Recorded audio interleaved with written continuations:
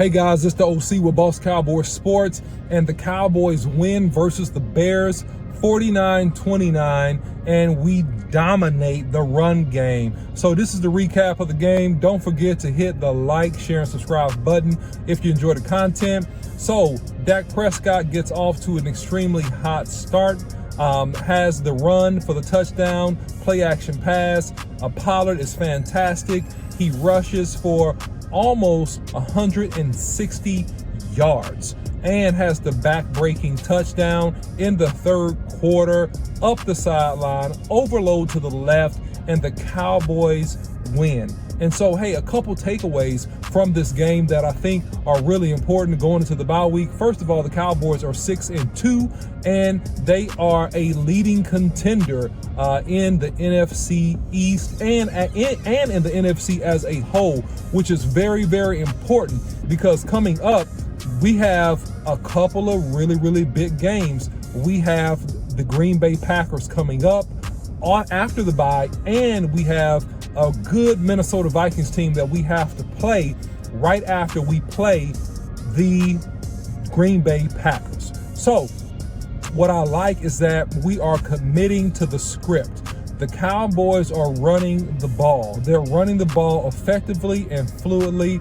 They are committed to being physical at the line of scrimmage, and they're committed to the play action pass with Dak Prescott, which to me is really his forte. That's something that he really does well, and that is really one of the keys to his game. Also, defensively, we continue to be extremely disruptive, attacking the quarterback, even Justin Fields. Hey, he made some plays, he rushed, he got 4 key first downs. So, you know, that is something on the other side of it that we need to really be aware of in terms of, hey, you know, this is something that we need to really tighten up when we have a running quarterback, and that we're able to basically bottle that quarterback up. I'll talk more about that later. But on the positive side of it, listen, you have just really an active front. Devontae Clark coming in, rookie out of LSU, got his first action. And he makes our linebacking core much faster. He makes us look much more athletic. And even some good things from LVE, making some tackles and doing some things of that sort. So overall, really good win. The takeaways offensively on the things that I think we really need to get better at, as I thought about it some more and as I had a night to sleep on it and kind of think about what would make this team even better, what would make this team even more vibrant. You know, in my opinion, I say we need to incorporate the tight ends into the passing game a little bit more, right? We got 2 really good young tight ends, all right? And we also have a veteran tight end that, hey, listen, man, we can really dominate and control the flats. We can control the middle of the field between the hashes using these tight ends. Not only can, you know, most of these guys, you know, block pretty well, but they have the ability to catch the football. If we do that, we can dictate terms. We really can set up this team to be able to force, and hear that carefully, force one-on-one matchups with Gallup, one-on-one matchups with CeeDee Lamb. And listen, if we got James Washington coming back, you know, great, fantastic. And we got the emergence of any young receiver, including Noah Brown, great. We can force one-on-one matchups by utilizing the tight end. We are throwing the ball a little bit more out of the backfield. I think that's great. I think we could also add in the screen game offensively, which would really help the Dallas Cowboys. I would like to see a few more route combinations, 2-man route combinations in particular, up the field, especially when we get on the plus side of the 40. I think the 2-man route combinations with the players that we have could work very effectively, because one is going to naturally always come open over the top or underneath based upon the declaration of the high safety.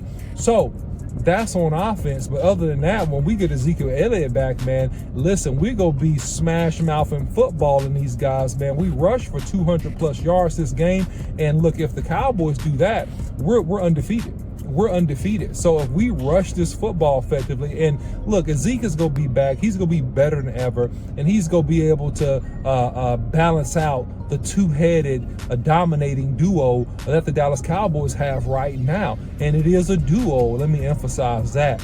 But shout out to Tony Pollard for his great day and really just carrying the load this past weekend. Now, defensively it's a little bit more interesting because I think that along the edges, when we get back to Philly, we're going to have to really emphasize on changing the look and really being able to effectively take away the RPO. We still got caught in a couple looks where Tank Lawrence, man, I mean, God, it was an inopportune situation where Justin Fields was able to get out. And I think that we're going to see that RPO look, the same look that we had with Jalen Hurts, until we are able to show that we can effectively stop it. In my opinion, I think that, man, you want to flare out your weak side linebacker in those scenarios. And I think that you want to make Tank Lawrence play the quarterback hard, and then the outside linebacker play the pitch. You also could solve this problem in part by walking down and shading your strong safety to that side to have an extra man in an alley besides the cornerback to help take away that action as well. But we got to get a little bit better at playing that. We got to get a little bit better at how we rush, having a rush plan. Outside of the stunt games and just using our pure athleticism, which the Cowboys are great at, we need to umbrella rush people. When I say umbrella rush, what I mean is create an umbrella that everybody rushes in a particular gap. It's not just beat your man one-on-one. We're rushing outside to the C and the D gaps. We're rushing in the B gaps. We have a dedicated rush in the A gap. And what that does is that it forces the quarterback to be inside of the pocket. And if he takes off, that he has to react and he has to run a certain way if he's going to escape, right? That he can't just break, contain, and go wherever he wants. It's only going to be a certain lane or two for him to escape from. But other than that, the Dallas Cowboys look pretty good. We got some banged up players, so we definitely need the rest. And the Cowboys will be back and better than ever, I believe, ready to play a really, really tough and also desperate almost Green Bay Packers team. So that's going to be a good game. Look out for more content this week on what we can do, how we can be better, the West Coast offense, what Kellen Moore can do better, how do we fix and really shore up the defense to be a hands-down championship defense. If you like content like this, follow Dallas Cowboys Sports on YouTube, Instagram, Facebook, and Twitter. Follow me, the OC100, on Twitter. And until next time,